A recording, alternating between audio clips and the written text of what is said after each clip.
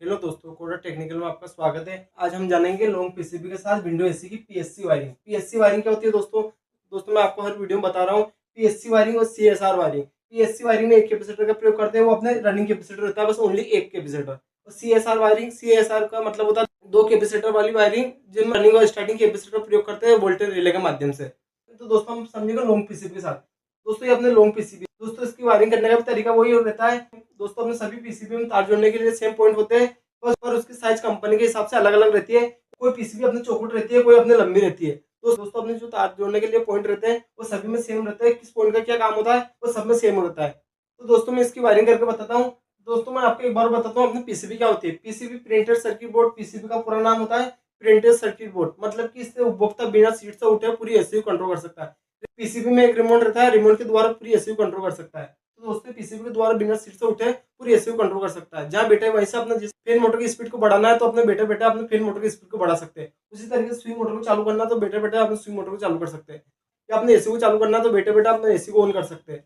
दोस्तों अपने पीसीबी के द्वारा पूरी एसी को कंट्रोल कर सकते हैं। दोस्तों उसी तरीके से अपने फैन मोटर क्या होती है दोस्तों, अपने विंडो एसी के अंदर जो फैन मोटर प्रयोग करते हैं वो अपने दोनों तरफ शाफ्ट निकली रहती है। दोस्तों अपने एक तरफ अपने ब्लो फैन लगा रहता है। ब्लो फैन का काम होता है रूम के अंदर गर्म हवा खींचकर ठंडी हवा फेंकना का अपने ब्लो फैन करता है। ये अपने एसी का आगे की तरफ रहता है। दोस्तों इसी तरीके से अपने फैन मोटर के अंदर पीछे की तरफ अपना कंडेंसर फैन लगा रहता है। कंडेंसर फैन का काम होता है कंडेंसर को ठंडा करने के लिए कंडेंसर फैन का प्रयोग करते हैं। तो दोस्तों उसी तरीके से मैं आपको बताता हूँ स्विंग मोटर के बारे में। स्विंग मोटर क्या काम होता है? स्विंग मोटर का काम होता है ग्रिल के माध्यम से हवा को दिशा देने का काम अपने स्विंग मोटर का होता है। दोस्तों आपने देखा होगा ये अपने कूलर में भी लगी रहती है। दोस्तों स्विंग मोटर के द्वारा अपने ग्रिल के माध्यम से हवा को दिशा देने का काम करता है अपना स्विंग मोटर। ये स्विंग मोटर का प्रयोग अपने कूलर में भी किया जाता है। दोस्तों उसी तरीके से अपने कंप्रेसर मोटर में 3 पॉइंट होते हैं सप्लाई देने के लिए। एक को अपने कॉमन रनिंग स्टार्टिंग, तीनों को 3 नाम से जाना जाता है। उसी तरीके दोस्तों इसमें 3 पाइप होती है। कौन कौन सी? एक को बोलते हैं डिस्चार्ज लाइन, दूसरे को बोलते हैं सक्शन लाइन, तीसरे को बोलते हैं charging line. Suction line charging line दोनों अंदर से एक होती है।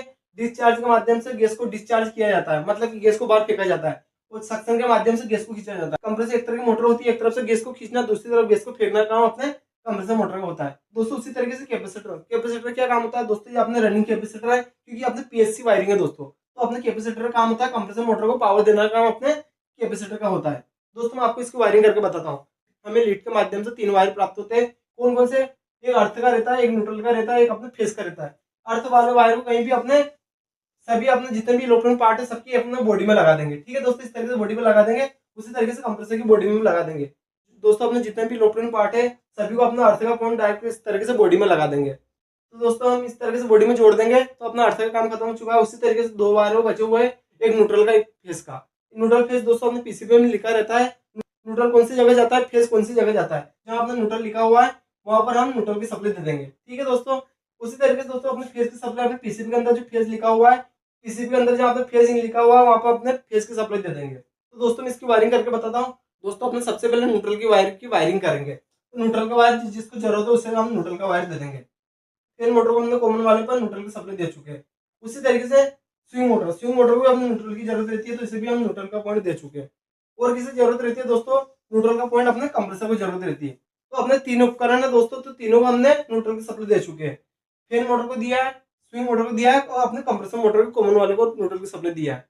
दोस्तों उसी तरीके से अपने पीसीबी के अंदर कंप्रेसर का पॉइंट बना रहता है, तो ये अपने कंप्रेसर का पॉइंट रहता है। तो यहाँ से अपने कंप्रेसर के लिए सप्लाई जाएगी। तो ये अपने फेज वाली सप्लाई कंप्रेसर के लिए यहाँ से पहुंचा कर हम जिधर अपने कैपेसिटर में 4 वायर है उधर की तरफ हम इन कराएंगे। ठीक है दोस्तों हम कंप्रेसर के पॉइंट से फेज वाली सप्लाई लाए कंप्रेसर के लिए, वो कैपेसिटर के एक तरफ हमने इन कराई है। जिधर अपने 4 पिन है उधर हमने इन कराई है। और यहाँ से हम कहाँ देंगे, रनिंग वाले की तरफ देंगे। ठीक है दोस्तों, तो कैपेसिटर का दूसरा वायर को हम स्टार्टिंग तरफ जोड़ देंगे। दोस्तों मैं कैपेसिटर के बारे में बताता हूँ। इस कैपेसिटर के अंदर एक तरफ अपने 4 पिनें रहती है, एक तरफ अपने 2 पिनें रहती है। दोस्तों इसकी वायरिंग हम थिम्बल के माध्यम से करते हैं। थिम्बल को डाल के इस तरीके से कोस देते हैं इसके अंदर। जिधर अपने 4 पिन है कैपेसिटर के अंदर उधर हम फेस की सप्लाई को इन कराएंगे और यहाँ से उठाकर हम रनिंग वाले की तरफ दे देंगे। उसी तरीके से जिधर अपने 2 पिन है उधर से उठाकर स्टार्टिंग की तरफ दे देंगे। तो दोस्तों हमने कंप्रेसर की वायरिंग हो चुकी है। उसी तरीके से दोस्तों हम पीसीबी के अंदर हाई मीडियम लो फैन के लिए होता है।